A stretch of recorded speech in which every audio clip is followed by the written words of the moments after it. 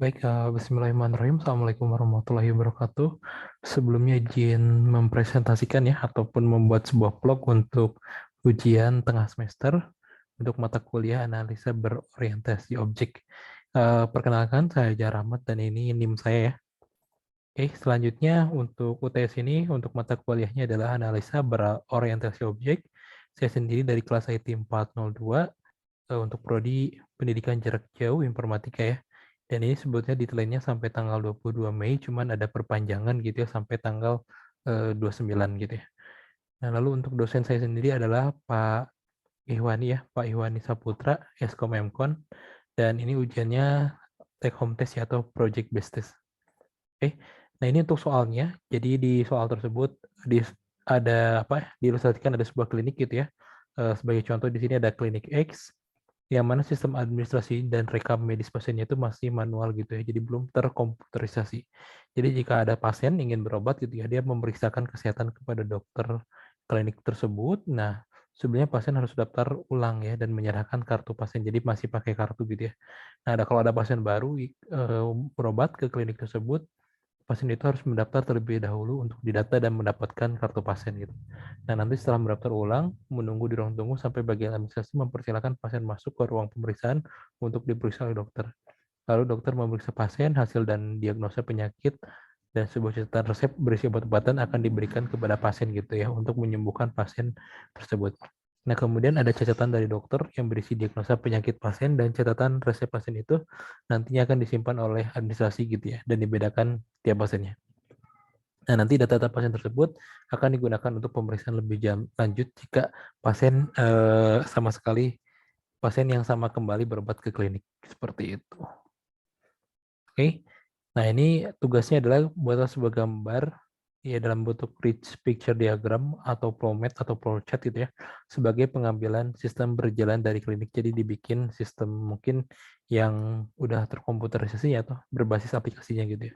Terus gambarkan perencanaan sistem usulan ke dalam diagram use case dan buatkan tabel penjelasan pada tiap case-nya.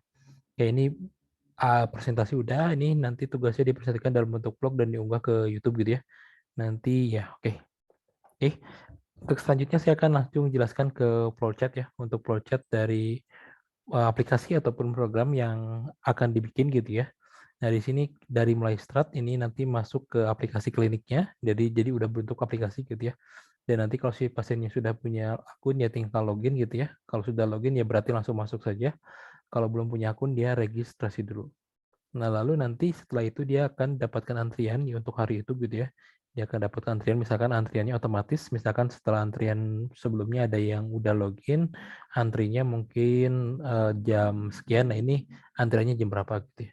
Nah, lalu akan nunggu waktu giliran, ya akan menunggu waktu giliran, nanti kalau udah waktu giliran masuk, nanti akan ada pemeriksaan ya. Jadi nanti si dokter bisa cek riwayat dulu gitu ya, dan juga bisa lihat pemeriksaan dari aplikasinya gitu ya, atau ya dari aplikasinya sebetulnya. Jadi ketika apa namanya? Ketika si pasien itu login, si dokter udah ketahuan nih si pasien mana yang sekarang sedang dapat giliran dan apa riwayatnya gitu. Dan yang terlihat. Dan si dokter nanti juga akan mengirimkan data hasilnya gitu ya. Dan dia juga akan mendapatkan resep. Nah, untuk resep ini ketika akan mengambil obat, itu dia melakukan pembayaran melalui QRIS ya. Jadi nanti bisa pakai GoPay, OVO, dan lain sebagainya. Atau bisa transfer bank gitu, tapi melalui QRIS. Oke, habis itu finish. Oke, ini untuk flowchart-nya gitu ya. Lalu untuk diagram use case-nya, nah ini pasien sebetulnya dia nanti hubungannya ke login pendaftaran, lalu ke pemeriksaan kesehatan, ke pemberi resep ya, dan nanti juga ngambil obat. Nah, kalau dokter sebetulnya dia hanya meriksa kesehatan dan juga hanya memberikan resep. Kalau apoteker dia memberikan resep dan juga mengatur pengambilan obat ke si pasien gitu ya. Seperti itu ini untuk diagram use case-nya.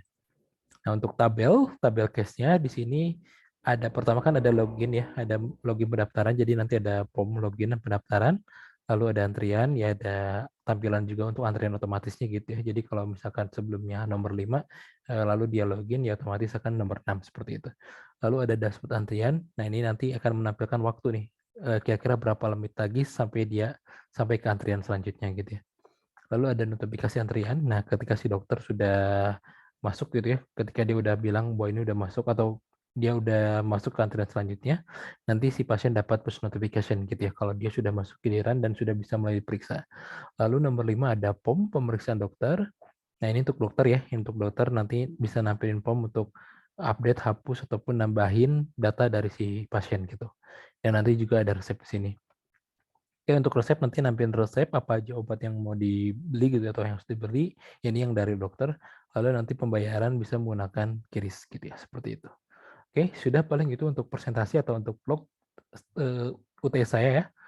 Mohon maaf jika masih ada kekurangan. Terima kasih. Assalamualaikum warahmatullahi wabarakatuh.